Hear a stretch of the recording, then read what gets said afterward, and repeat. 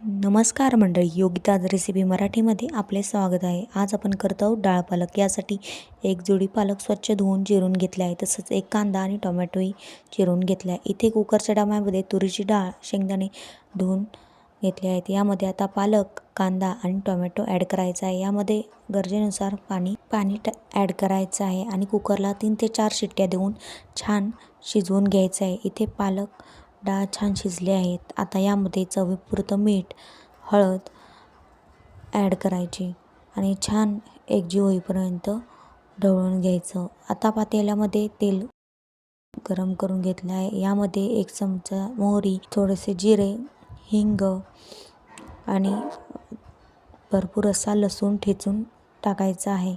हे छान परतलं की आता यामध्ये आपण कांदा लसूण मसाला ॲड करत आहोत. इथे कांदा लसूण मसाला ॲड करून झाला की छान असा परतून घ्यायचा आहे. आता यामध्ये आपण शिजवलेला डाळ आणि पालक ॲड करायचा आहे आणि लगेच झाकण ठेवून द्यायचं, म्हणजे भाजीला छान अशी फोडणी बसते.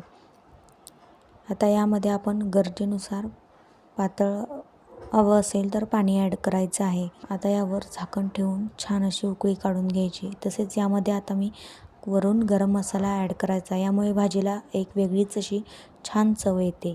आता भाजीला छान अशी उकळी आलेली आहे. आपला डाळ पालकची भाजी तयार झालेली आहे.